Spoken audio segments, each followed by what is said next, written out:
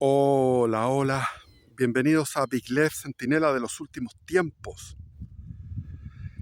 He dejado de hacer videos porque realmente uno está lleno de trabajo. Yo estoy todo el día trabajando y al mismo tiempo tuve un buen 18 acompañado de visitas.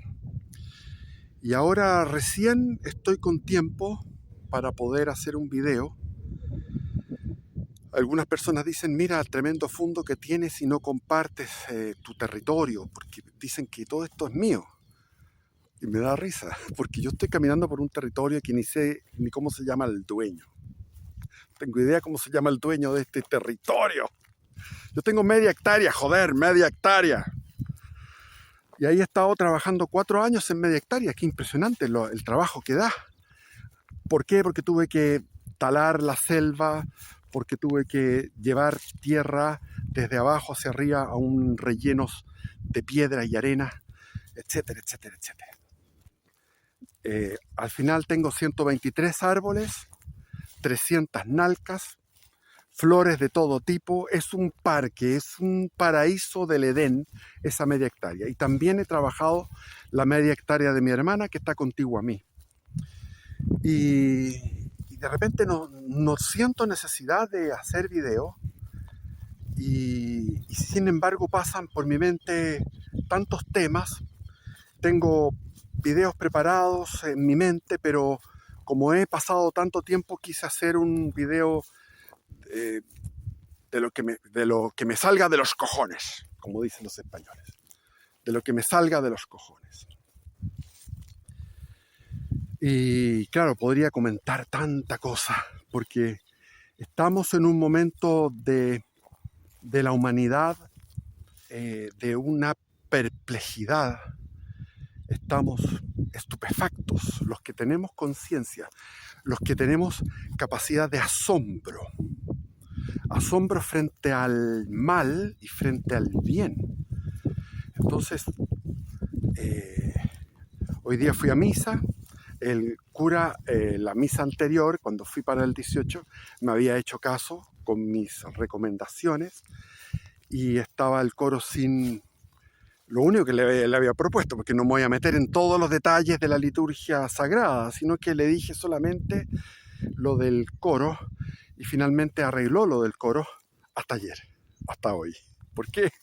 Porque tienen una inercia, la inercia de la tibieza es tremendo en la jerarquía y en los fieles que ofenden a Dios hablando en el templo. Eso se lo dijo la Virgencita a Jacinta de Fátima,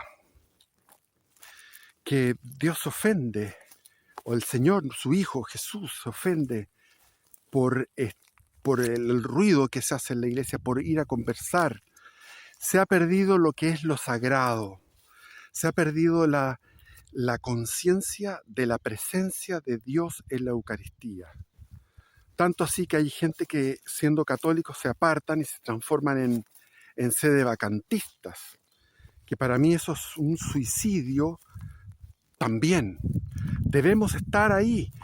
Yo me confesé con un sacerdote de la fraternidad que me dio una dispensa para no ir a las misas. Esa dispensa no la he ocupado. ¿Por qué? Porque la comencé a ocupar, dije voy a hacerlo, y justo mi hermana, que ha pasado toda su vida desde los 18 años apartada de Dios, de la oración y de la iglesia, después de la muerte de mi madre, que fue hace 3 meses, va a misa todos los domingos. Entonces me dijo, vamos a misa. ¿Cómo le iba a decir yo? No, en realidad lo que pasa es que yo estuve con la fraternidad, San Pío X y la cuestión. No, no se puede. Entonces la acompañé y ella me llevó de vuelta en el fondo, sin querer, sin saberlo, mi hermana mayor, que tiene la casa al lado donde vivimos, ahí en esa hectárea. Me significó a mí reencontrarme con la misa y los detalles horrorosos que me he quejado en mi canal, sencillamente con una actitud de suprema humildad, poder surfear en esta liturgia irreverente. Y, y eso no significa que yo esté aprobando cómo es eso. Obviamente que es algo negativo. Como les dije, quería hablar totalmente...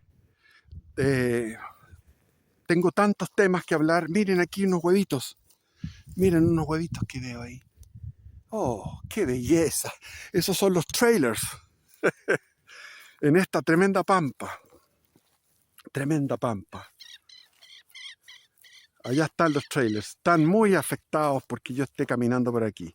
En realidad casi los piso. Esta es una pampa fantástica. También más allá hay un bosque nativo precioso. Entonces ahora aproveché que sale el sol, porque hace media hora estaba lloviendo a cántaros y con viento y ráfagas de lluvia que golpeaban el parabrisas de mi pequeña y humilde camioneta. Entonces, ahí esperando que se hiciera este claro para poder hacer el video. Y como les digo, uno pierde la costumbre de hacer los videos. Ahora entiendo que hay algunos que están sacando videos todos los días, porque si tú no estás sacando cada día por medio, no estás preocupado de hacer videos, vas alejándote, tanto así que podría yo en este momento alejarme del canal para siempre. Y sobre todo porque después fui a un control de la sangre, hice un chequeo que se llama, me dijeron mis hijos que lo hiciera, el chequeo famoso, y nunca en mi vida me había salido problemas al hígado, problemas a los riñones, la próstata, tengo artritis, tengo las rodillas liquidadas, la espalda, tengo una hernia de espalda, etc. Es decir, en el tema de la próstata es muy preocupante porque eso se mantenía, pero no quiero ser como los viejos latosos. Lo que yo sentí en ese momento, o no sentí, porque no es un sentimiento, es una conciencia. Tomé conciencia de que mi muerte puede estar a la vuelta de la esquina. Mi muerte puede estar a la vuelta de la esquina. Y eso me hizo lamentar no morirme.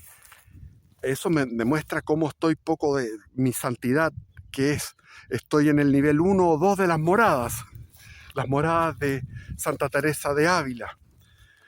En el nivel 2 de las moradas. ¿Por qué? Porque los santos, lo que escribía en el poema Santa Teresa de Ávila o Santa Teresa de Jesús, decía, muero porque no muero, muero porque no muero. Pero yo decía, no me conviene morir porque tengo un llamado, siento el llamado a la santidad y no estoy no estoy en ese camino de la santidad, no estoy poniendo de mi parte, la parte de la voluntad.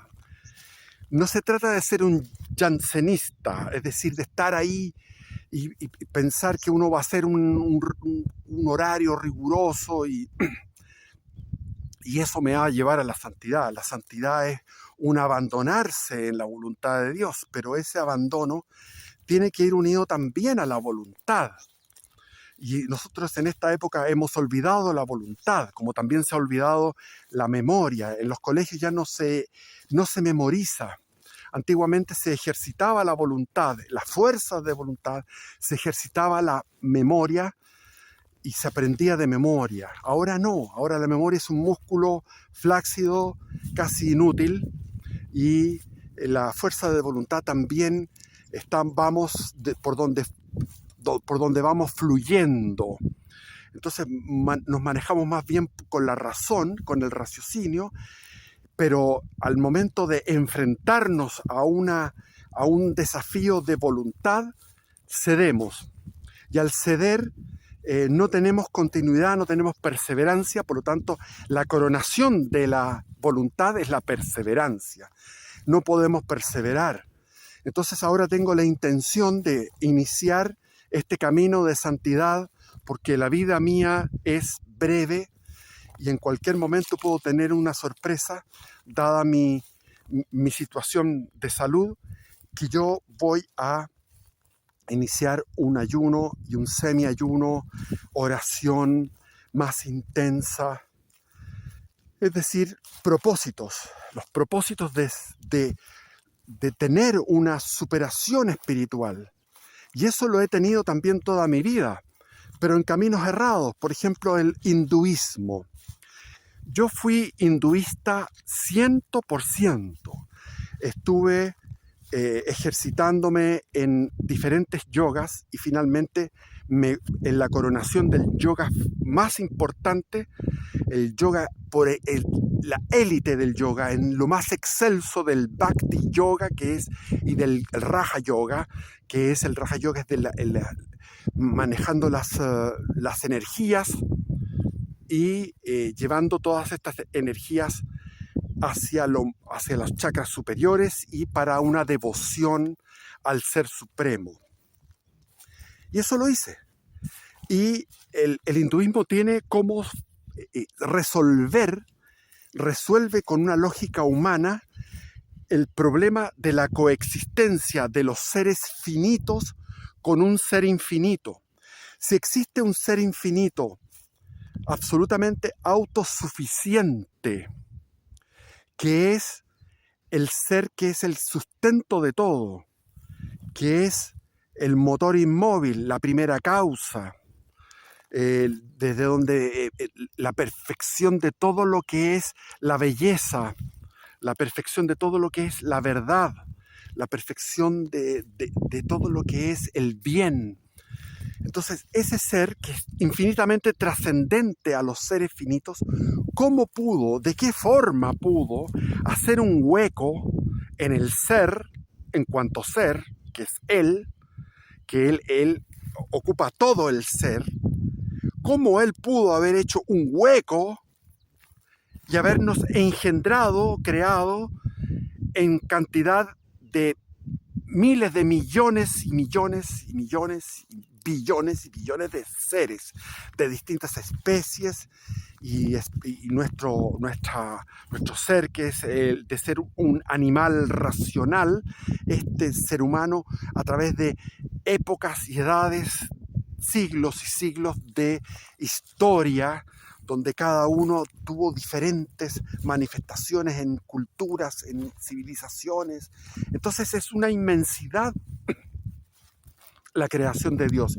Y si ponemos una ecuación y ponemos Dios, que es el infinito, más la creación, debe dar igual a infinito. Por lo tanto, en esa ecuación la creación tendría que valer cero. Cero. Es decir, el infinito más la creación es igual al infinito. Por lo tanto, la creación es cero. Y sin embargo, nosotros no nos sentimos cero. Cuando estamos viendo la televisión y vemos a Donald Trump que anda ahí, y vemos al Xi Jinping y a Putin que andan conversando y se ven las tropas desfilando en Pekín, cuando se encuentran en Alaska y discuten, y cuando escuchamos a Zelensky y al otro, al Sarkozy, ¿cómo se llamaba el de Francia? Y cuando vemos las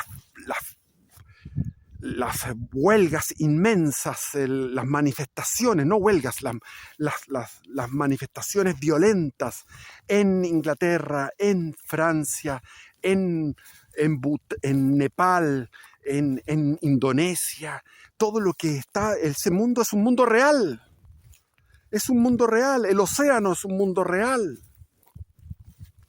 el aire es un mundo real, los continentes que van moviéndose a una velocidad que apenas percibimos por ser tan pequeños, esos continentes que antes formaban un solo gran continente, la Pangea, y ahora estamos moviéndonos, y la Antártica se fue para el Polo Sur, y la terminación de Sudamérica hace la misma figura que la tierra de O'Higgins, que le llamamos la península antártica.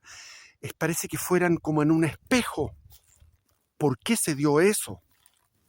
¿Por qué Chile está frente a la inmensidad acuática del Océano Pacífico y del Índico y del Atlántico Sur?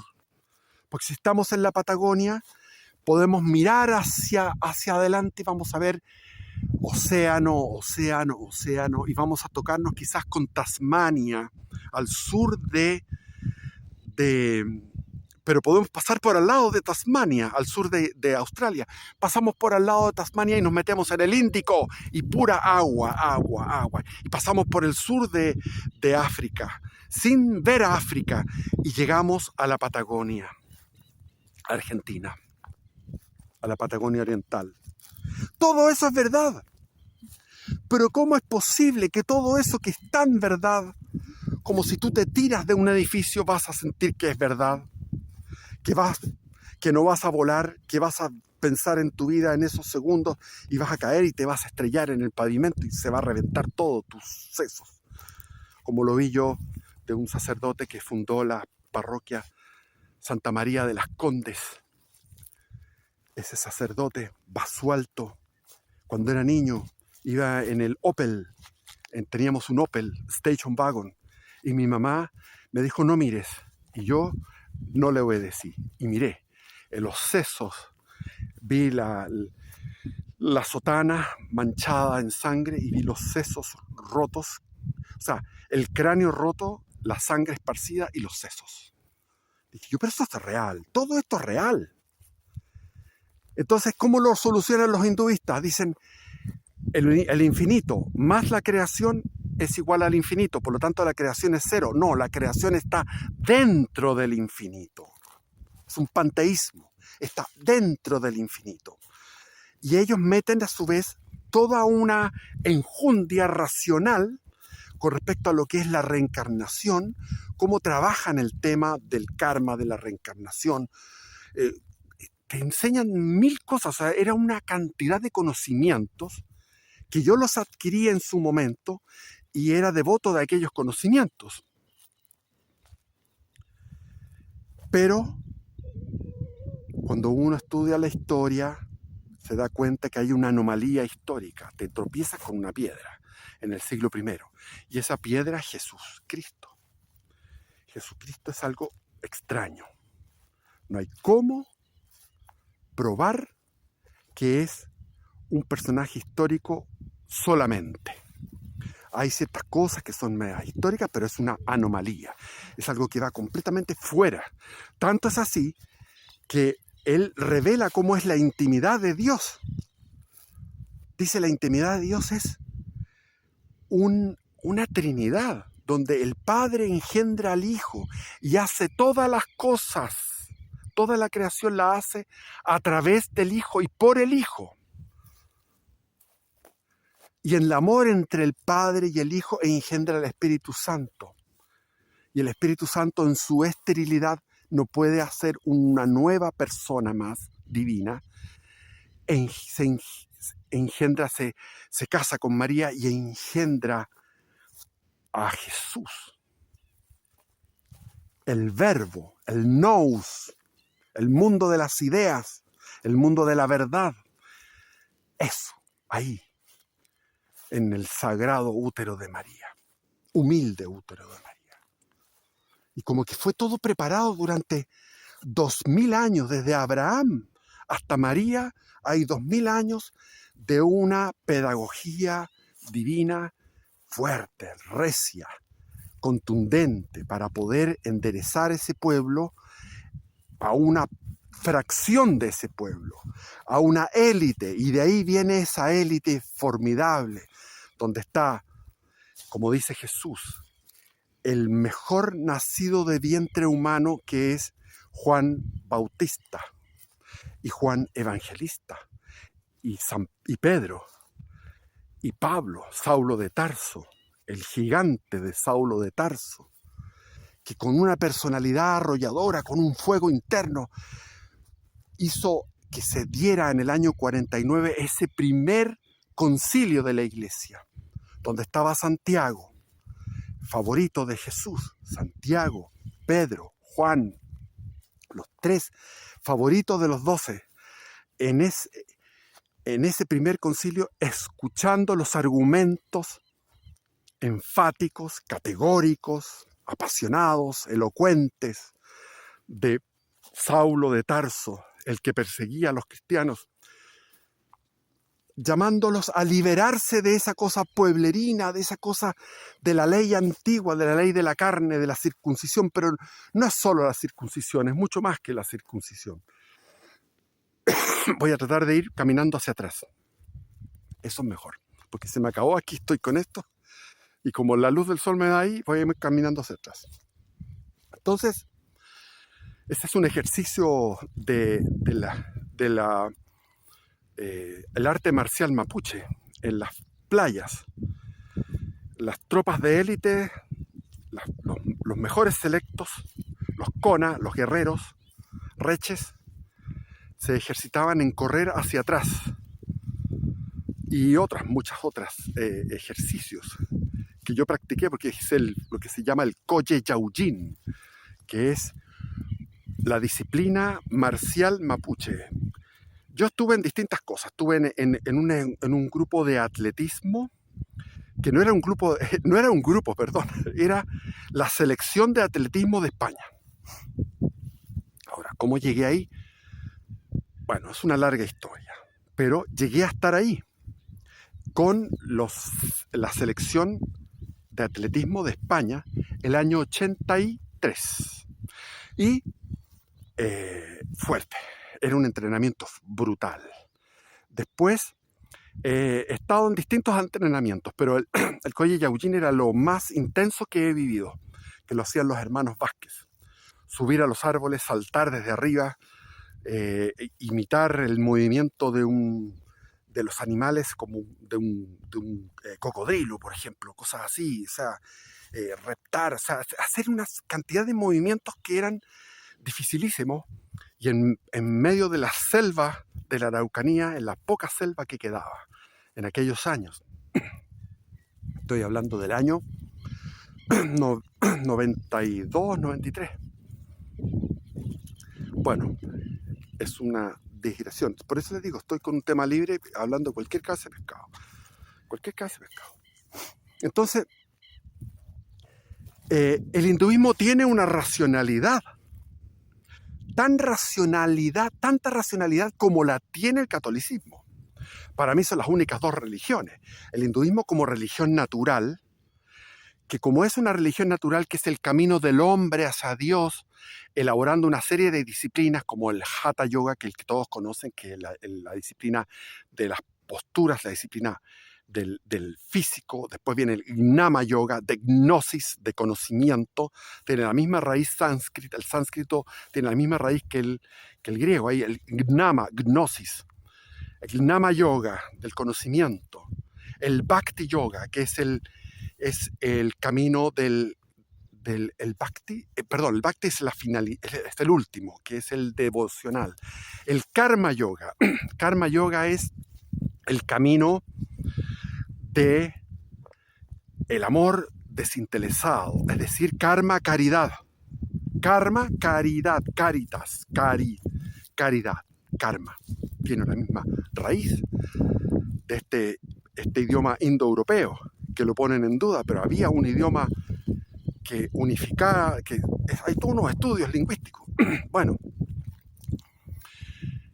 el Karma Yoga. Primero el Hatha, el Karma, el Gnama, se me olvida. Y al final en la cumbre de todo es como una especie de, imaginarse como una pirámide que va hacia una cúspide en la pirámide, es el Bhakti.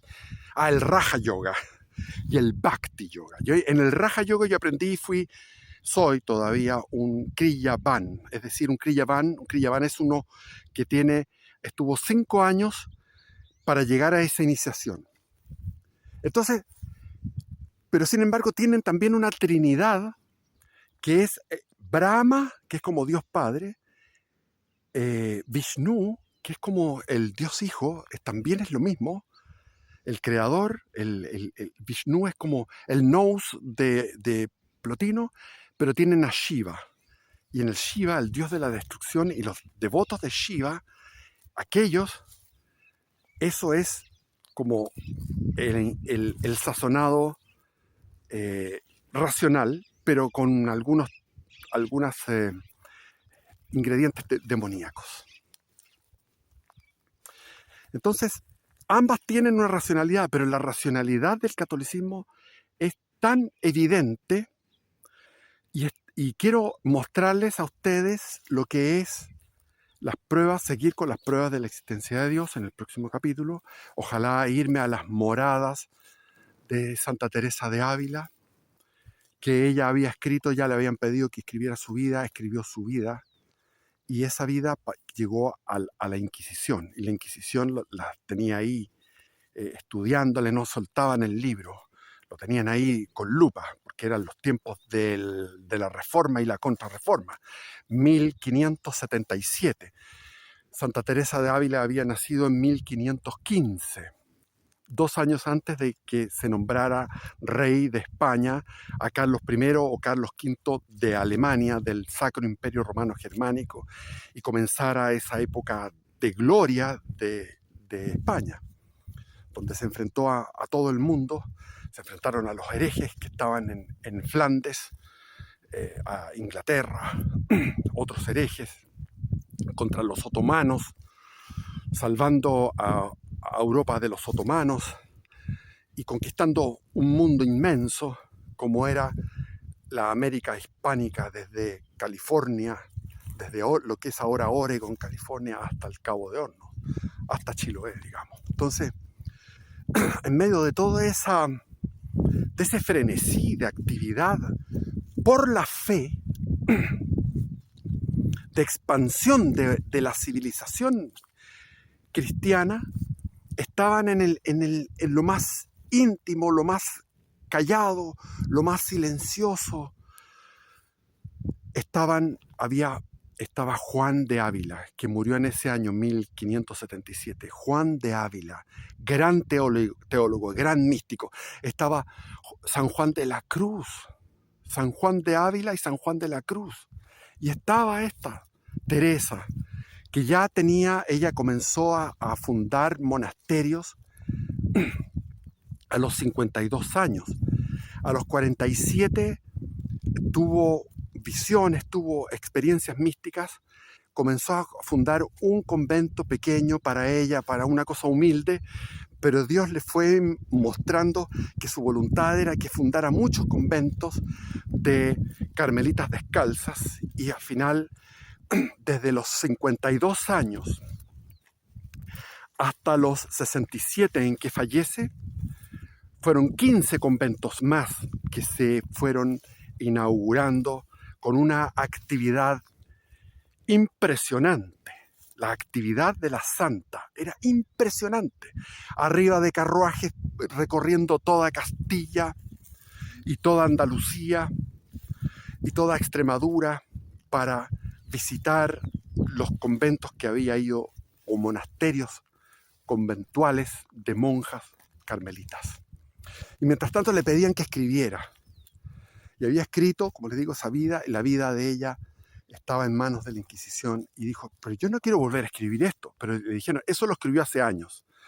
Quedó capturado por la Inquisición, pero usted puede escribir ahora que tiene más conocimientos y más experiencia. Escriba su vida. Y en vez de escribir su vida, escribió las moradas en el castillo interior del alma, donde cada morada ella no estudió como por ejemplo San Juan de la Cruz estudió en Salamanca, San Juan de Ávila lo mismo, y tantos otros. Ella no estudió nada. Tiene una pluma con un español antiguo, con un poco de desorden, pero cuando uno va profundizando en las moradas, dice, wow, qué impresionante, qué increíble esto. Ella va hablando como una especie de... El otro día tuve un problema y fui a la ferretería. Entonces había un problema de uniones de cuarta, de media pulgada con el de 3/4 de pulgada. Había que tener una unión y eso no lo había comprado. Fui de nuevo y después, o sea, tuve una serie de problemas de ferretería. Y me di cuenta que esto es lo mismo que dice la santa. O sea, la vida espiritual es tan concreta como una ferretería, donde uno va armando y acoplando los hilos de cañerías, o va y ve una herramienta y la herramienta la prueba, cómo se maneja la herramienta, etcétera, etcétera. O sea, es algo concreto, es algo totalmente tangible. Entonces hay que hablar de esta santa maravillosa. Y el mundo. Yo creo que el mundo está en la noche más oscura y estamos a puertas de una aurora, de un amanecer. ¿Cómo será ese amanecer? No lo sabemos, porque es una sorpresa divina. Dios nos enseña que Él es completamente sorpresivo. Entonces, el mal nunca había estado tan fuerte en el mundo como ahora. Y muchos me discuten, pero mira, si tú te vas a los nazis con su holocausto o a Stalin con sus gulags, sí, pero eso es parte de nuestra época. Yo diría que esta época, lo que le llaman la época moderna, comienza con la Revolución Protestante, después viene la Revolución Ilustrada de la Ilustración francesa e inglesa, donde mataron al rey y empezaron a decapitar un rey en Inglaterra en 1650 con la rebelión de Cromwell, y después siguió todo esto en Inglaterra, en Francia, en Alemania, en Holanda, en los países escandinavos, etc. Todo eso, ese mundo finalmente rebotó en España y vino lo que fueron las mal llamadas independencias, que fueron separatismos. Y nosotros estamos sufriendo, es decir, llevamos 200 años. Nosotros estábamos inmunes durante 270 años, que fuimos reino de Chile o reino del Perú, o sea, el virreinato del Perú, el virreinato de Nueva Granada, el de Nueva España, etc. Fueron 270, 280 o 300 años, o incluso algunos más, donde estábamos inmunes a todo eso, pero ya en el siglo XVIII nos contaminamos y llegamos a lo que es esta revolución liberal que nos tiene en su quinta esencia de perversión, en su quinta esencia de las consecuencias de su lógica perversa, en esta democracia que nos hace votar por el mal menor en todo momento. En Chile en este momento no hay dónde votar. De los candidatos no hay ninguno que valga la pena. Desde el punto de vista discursivo, Kaiser es superior al resto, por lejos. Pero desde el punto de vista de la conveniencia del voto, es preferible votar por Kast, porque está demostrando a través de las encuestas que es caballo ganador, o caballo que puede competir. Entonces uno tiene que votar por el mal menor, no queda de otra. Porque nosotros no queremos dos males. Hay dos males que tenemos que evitar, que es el comunismo con la señora Jara, que es una cosa evidentemente monstruosa y repugnante, y el otro es el Chile Vamos, que es como la continuación del comunismo. Son Judas, Iscariote, traidores de Cristo, traidores de la patria, traidores de los valores, traidores de todo. Y se hacen llamar que no. Entonces hay que evitar una contienda, una segunda vuelta entre Matei y Jara. Hay que evitarlo. Y para evitarlo, no podemos seguir apoyando a Kaiser, lamentablemente. No se puede seguir apoyando a Kaiser. Porque si sigue a Kaiser subiendo, puede llegar a dividir el voto del sector. Hay que apoyar al grupo, a la coalición de los tres partidos: el Partido Republicano, el Partido Nacional Libertario y el Partido Social Cristiano. Ahí hay que buscar a los mejores candidatos, que uno se informe cuál es el mejor candidato para el Congreso. Y a su vez, votar por Kast. Porque en la medida en que dividimos el voto de lo que es la lógica nuestra, que también incluso Johannes Kaiser es un mal menor. Entonces, evitamos ese mal menor por este otro mal menor que es mucho más, yo sé que él lo hace Kast lo hace de malulo, digamos, de se hace el suavecito. Le encanta hacerse el suavecito. Y yo me di cuenta que le llega a la gente porque la gente no quiere más confrontación. Llevamos 12 años de decadencia desde el segundo gobierno de Bachelet, el segundo gobierno de Piñera y ahora estos 4 años. Entonces llevamos 12 años de decadencia absoluta del país en todos los sentidos, degradación total, en la parte, como todos hablan, de la seguridad, de la corrupción, todo se ha ido emponzoñando. Y, hola, y tenemos esas dos alternativas, pero de esas dos alternativas hay que buscar el más fuerte que sale en la encuesta. Y mis hijos, por ejemplo, yo tengo, no solamente soy papá de Sebastián, tengo otros hijos. Me dicen, no, Kast. Y tus amigos también Kast. O sea, jóvenes, sanos, conservadores, se inclinan más por Kast que por Kaiser porque no quieren algo polémico, algo de enfrentamiento, y quieren paz, y quieren que llegue un tipo que maneje el país bien, y realmente igual el país se va a ir a la cresta. O sea, aunque salga el que salga, vamos a tener un veranito de San Juan, porque con esta gente que son el comunismo, la gente que son el 30% que todavía apoya a este gobierno, es el gobierno más estúpido y ridículo, con un sujeto abominable que le gusta ser penetrado y penetrar analmente, que le gusta drogarse, que es un irreverente frente a todo y que parece que estuviera cochino. No sé si se lava, pero a la primera vista se ve como un tipo con olor a pene putrefacto, una cosa espantosa. Entonces, un tipo así que tenga 30% de apoyo significa que el país está completamente mal.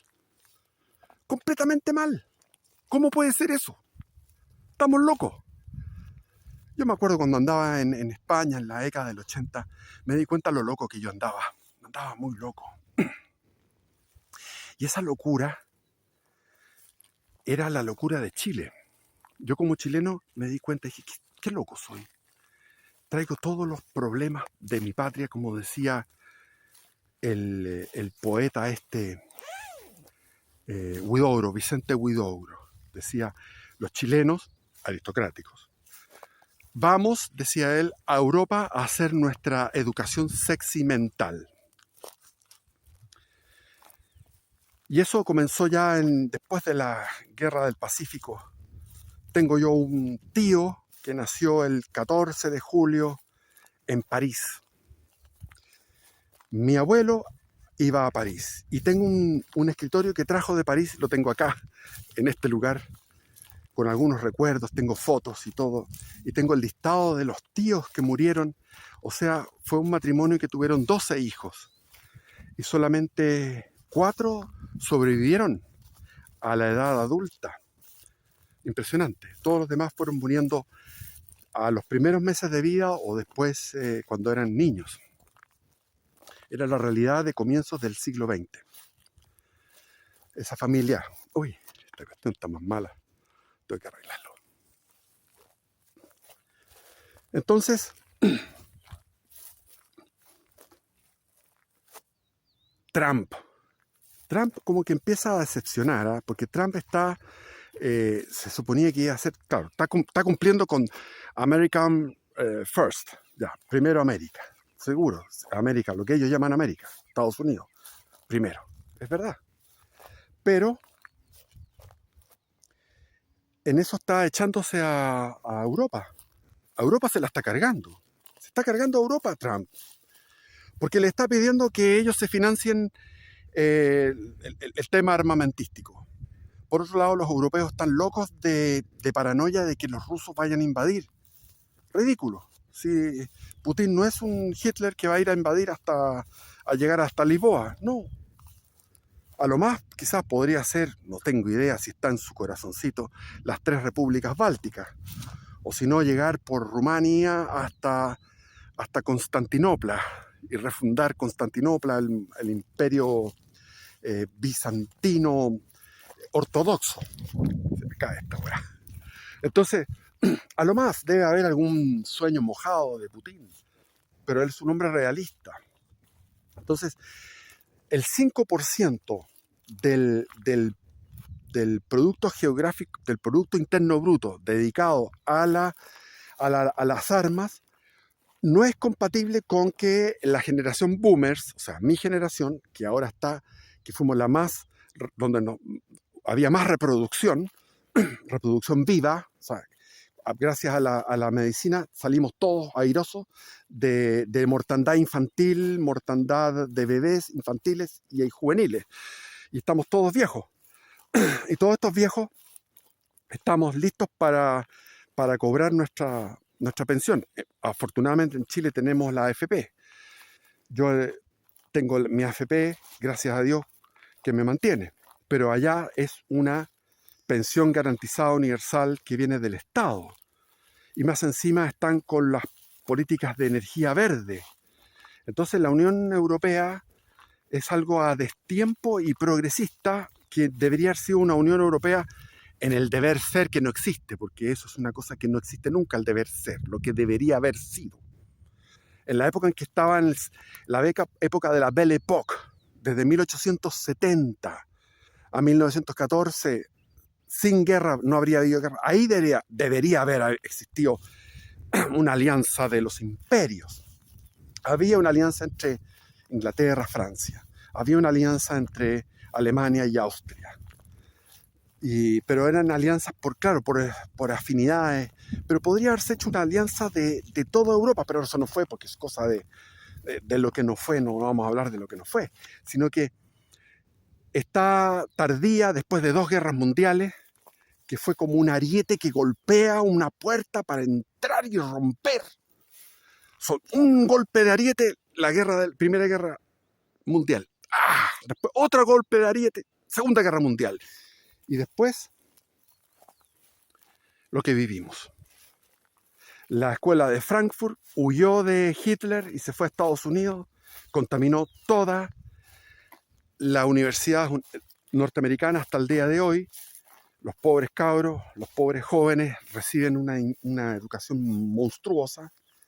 Entonces, lo que se llamaba el mundo o la cultura judeo-cristiana occidental está, como dice su nombre, occidental, oxisa, muerta. Somos cadáveres espirituales. Yo veo puros cadáveres espirituales, casi todos en pecado mortal. Y vete tú a hablarles. Vete tú a tratar de salvar esas almas. Te rechazan por fanático. Fanático es la palabra que ocupan cuando tú quieres salvar el alma de esas personas que se dedican como esos gusanos que viven en un queso, comen queso, cagan queso y su mundo es el queso. La gente vive en esa nada, en esa frivolidad. Viven en una frivolidad. Yo estoy muy agradecido con YouTube, porque YouTube ha hecho competencia con los libros y estoy leyendo prácticamente nada. Casi todo es YouTube. ¿Por qué? Porque YouTube me ha hecho, porque tengo criterios para seleccionar los buenos canales y los buenos expositores. Entonces, yo puedo acceder mediante mi formación anterior de muchísimo libro, puedo acceder a un buen YouTube, y ese YouTube es mucho más sucinto, mucho más resumido, más enjundioso que lo que es un libro que tienes que pasar por el prólogo, después vamos con la introducción, el primer capítulo, el segundo capítulo, el tercer capítulo, el cuarto capítulo, el quinto capítulo, y así. Libros. Yo, si hubiera tenido un YouTube cuando era joven, bueno, quizás me habría extraviado, porque la gente que no tiene base escucha, por ejemplo, a un tipo como Freire, por ejemplo, que siempre lo saco a colación porque es un tipo desagradable y todo el mundo dice, ¡uy, qué lindo! Pero se está hablando, son fantasías de su mente, no son verdades. Las verdades eh, son evidencias. Las evidencias es lo que yo trato de transmitir, no voy a irme por invenciones.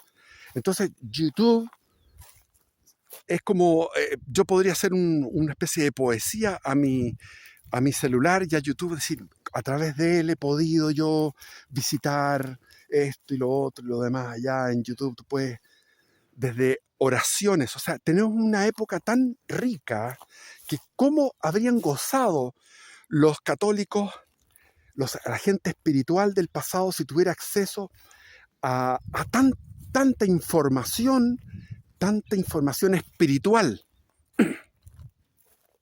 Pero al mismo tiempo hay una infinita información vacua, vana, de la contingencia. Y contingencia significa algo que puede ser o no ser. Contingencia, lo que puede ser o no ser. Nosotros somos seres contingentes. Vivimos al borde de un inmenso abismo y precipicio, que es el no ser. Somos porque Dios nos mantiene en vida a cada segundo y mantiene en vida a esos criminales a cada segundo hasta su muerte. Nos mantiene a todos porque nos ha escogido dentro de infinitas posibilidades, nos ha escogido a nosotros y nos ama. Nos ama con un amor infinito. El amor de Dios es infinito. ¿Qué cosa más sólida que eso? Que el amor de Dios. Es algo maravilloso. Es un motivo de alegría para mí. ¿Cómo puede ser esto? Estoy sustentado, como estoy en esta solidez de este terreno, pisar el terreno, la solidez de este terreno, caminar sobre esta solidez, sentir la atracción gravitacional de mi cuerpo hacia este planeta Tierra y sentir que todo mi ser está siendo creado, porque si yo me hubiera muerto a los 20 años, merecía el infierno. A los 20 años, ateo, fornicario, que pasaba pensando en el día, pensaba en el cuerpo de la mujer, en el pubis, en la vagina, en el sexo, 100 veces al día. Y he progresado, porque ahora pienso 100, 200 veces al día en Dios. Mi intelecto está enamorado de Dios. Y yo quiero transmitirles a los que, porque no se puede amar lo que no se conoce. Si tú no conoces a Dios, no puedes amarlo. Entonces, por eso que quiero ahora, los videos que voy a hacer ahora son, conozcamos a Dios, conozcámoslo filosóficamente, conozcámoslo en las moradas, conozcamos en el camino espiritual, cómo podemos llegar. Ya tengo en mi canal lo que es al analizar los poemas de San Juan de la Cruz, el cántico espiritual. Pero lo puedo hacer de nuevo, con mayor profundidad. Puedo hacerlo de nuevo, porque a medida que avanzo voy progresando. Porque como les digo, si a los 20 años yo pensaba solamente en eso, en sexo y en política y drogas, había una banda de rock chileno que se llamaba Corazón Rebelde en París. Se llamaba Corazón Rebelde y tenían un tema que era el mejor que tenían, que era sexo, política y religión. No, sexo, drogas, sexo y política. Eso, perdón. Discúlpenme. Es que son recuerdos que hay que ir al baúl y sacarlo. Sexo, política, drogas, sexo y política. En eso estaban todos de acuerdo. Estupendo. Así fue mayo del 68. Mayo del 68, esa gran insurrección estudiantil comenzó en la Universidad de Nanterre, ¿Por qué? Porque existía un pensionado donde estaban los jóvenes que venían de provincia y estaban alojando, y estaba el pensionado femenino. Y ellos querían tener acceso a las mujeres del pensionado femenino. Y como no se podía permitir aquello, no se permitió. Y ahí vino la insurrección de Nanterre. Era por el tema sexual, la revolución sexual que traía la píldora.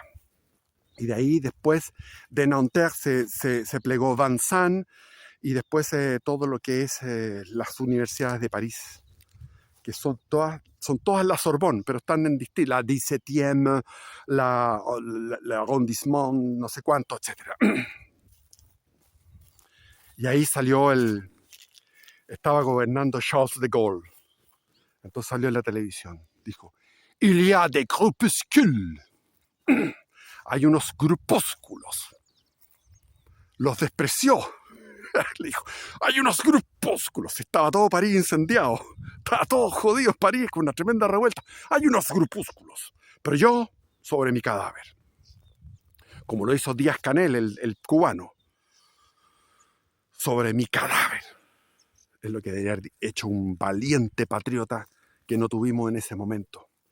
Y que fue aparte de que no tuvo cojones, el finado Piñera, aparte de que no tuvo cojones, él fomentó todo eso. Era un disfrazado. Por eso que Chile Vamos es lo peor. Por eso no podemos arriesgarnos a que llegue a la papeleta de segunda vuelta Janet Jara con Evelyn Matei. Tenemos que eliminar a Evelyn Matei. ¿Y cómo se elimina a Evelyn Matei? Votando Cast. Porque ya difícil que pueda remontar. Espero que no. Porque si remonta Kaiser, va a llegar a diluir el voto de nuestro sector, que es la nueva derecha. No podemos aceptar eso. No podemos estar ante esa disyuntiva de votar entre Evelyn y Jara. Yo en ese momento no voy a votar. Bueno, estamos en la democracia, que es un régimen satánico, maldito, y no nos queda más que aceptar la realidad nomás. En esto nos ha tocado vivir, y como siempre votando por el mal menor. Entonces, me encanta este video, que es un revolutis. Yo creo que la gente ustedes pueden terminar mareados conmigo. No se puede amar lo que no se conoce. Por eso que el intelecto, tiene que haber un amor intelectual de Dios, no un amor sentimental. También, y también carnal. Hay que amar a Dios con las uñas de los pies. Hay que amarlo hasta el último pelo de la cabeza. Todo, entero. Pero la vanguardia del amor de Dios es el intelecto. Porque solamente podemos no comprender, pero aprender con H, aprender, tocar. Es como había una imagen que me gustaba, que es una esfera gigante, y tú tocas esto y sabes que es una esfera, y puedes decir con la mano, esto es una esfera gigante es un globo gigante que tengo aquí arriba. No puedo como intelecto finito, no podemos. Lo que le pasó a San Agustín en la playa, pensaba sobre la Santísima Trinidad, y ahí apareció un niño que sacaba agua con un balde, sacaba agua de mar y lo llenaba en un hoyo. Y le dijo, ¿qué haces esto? ¿Qué estás haciendo? Le dijo Agustín. Y el niño le dijo, trato de llenar el mar, el océano, en este hoyito de la playa. Tal cual. Entonces, el intelecto puede llegar, si uno hace rumiar, como las vacas, rumiar, dejar ahí, pensar, dedicarle intelecto, en vez de estar dedicándole a la contingencia, en vez de estarle dedicando a la frivolidad, o a las seriales en televisión, o a las noticiarios en televisión, que son puras calamidades. En vez de dedicarle a todas esas tonteras, dediquémosle a que nuestro intelecto se ejercite filosóficamente en lo metafísico, más allá de lo físico. Entender, no entender, aprender, tocar a Dios. Y a partir de ahí, al comprender la inmensidad, la infinitud de la belleza y del bien divino, y no solamente eso, sino que la belleza y el bien llevados a un nivel infinito es un nivel de locura. Porque qué más locura que cómo se ha manifestado Dios a los hombres.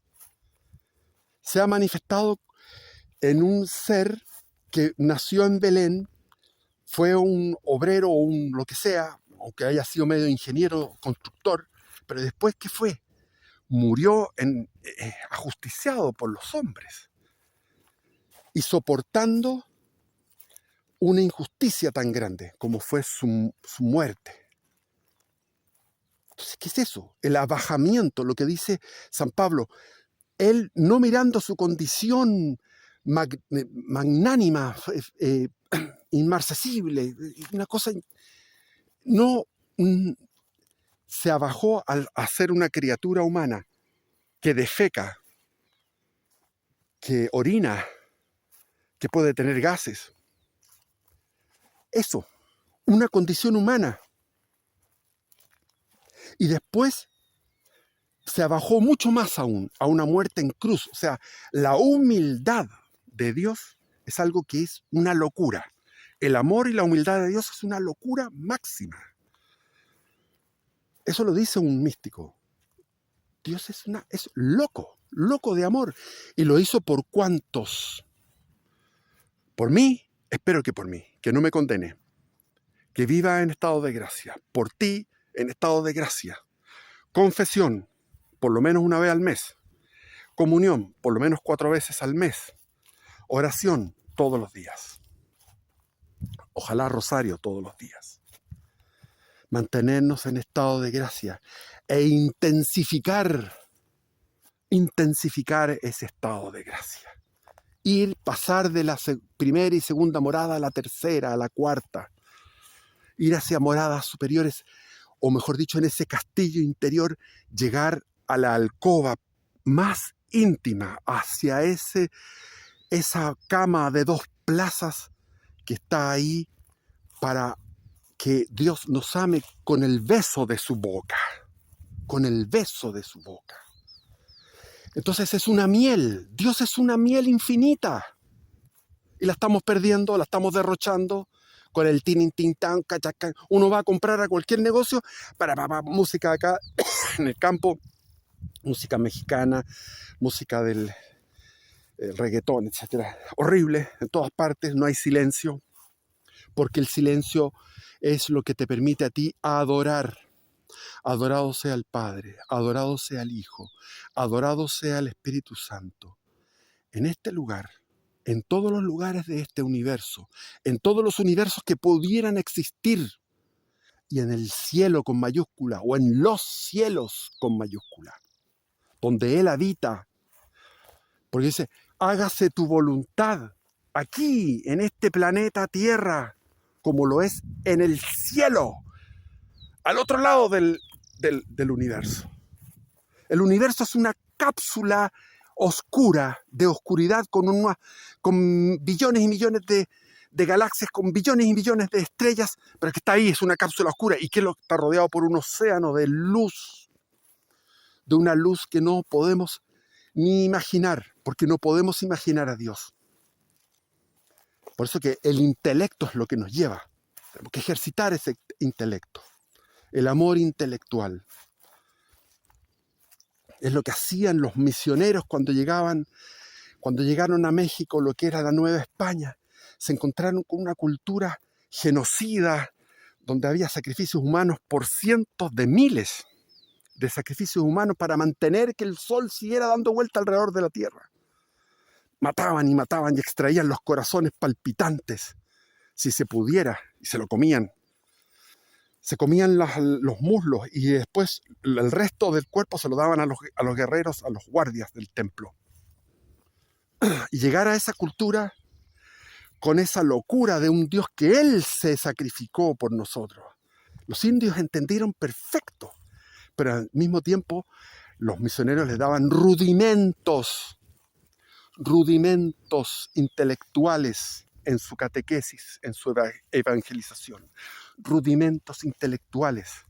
Por eso es que estudiaban las lenguas, en sus verbos, en sus sustantivos, en cómo era su gramática, cómo era la sintaxis, cómo era su lengua, el náhuatl y otros más. Y más encima, cuando estaba peligrando la evangelización, porque había españoles que eran abusivos, españoles que estaban haciéndose, con su codicia, estaban haciendo un negocio con los indios, sometiéndolos a esclavitud. Y ahí el Zumárraga, el obispo Zumárraga, le escribió al rey denunciando eso. Pero agarraron la carta y la quemaron. Y él fue a la reunión de todos era una audiencia, una real audiencia, donde estaban todos los jefes de México. Estaban todos coludidos, todos malulos. Y ahí llegó Zumárraga, le dijo, esto no puede ser, ustedes tienen que irse por el sendero correcto del evangelio, y le tiraron una lanza, y él, como era joven, le esquivó. Era un fraile franciscano, y había 10 frailes franciscanos que ya no podían usar su hábito y se vestían como los indígenas, porque ya el hábito roído se les veían las vergüenzas, entonces tuvieron que vestirse como los indígenas. Y ellos eran unos santos que caminaban descalzos por todo ese México de 1530.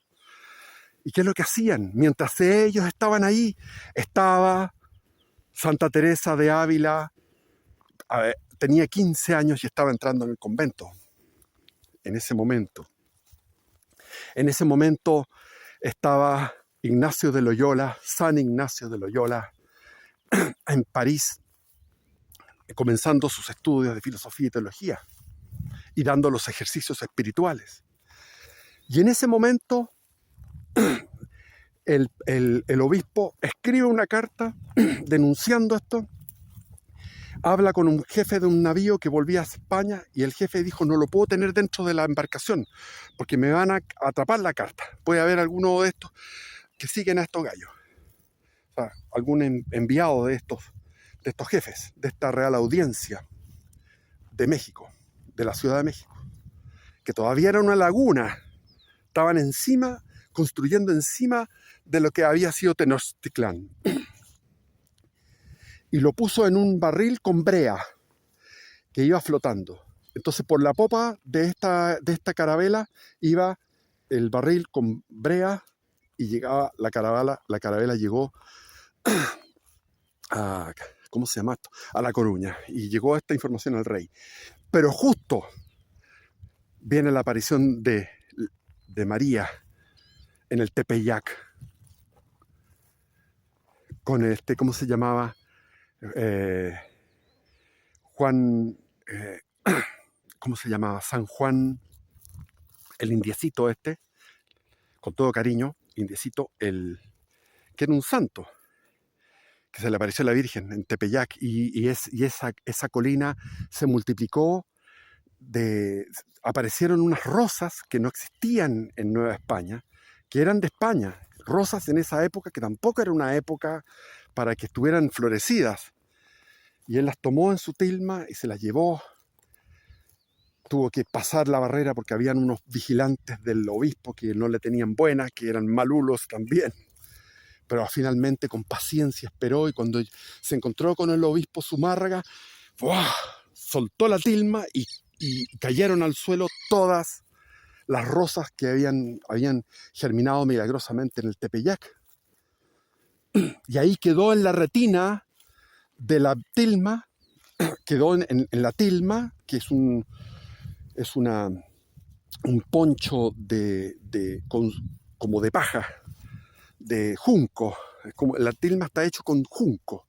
Entonces este poncho de junco se quedó impresa la imagen de la Virgen hasta el día de hoy. Es un milagro, porque eso dura 20, 30 años máximo. Máximo se va descomponiendo porque es un material muy débil. Y ahí está. El que no sabe, infórmese, vaya a YouTube.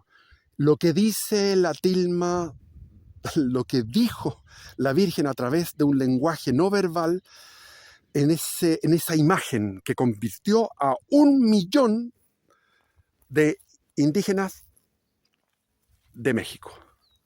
1532, 12 de octubre, 1532. ¡Qué maravilla! ¡Qué lindo ese siglo XVI!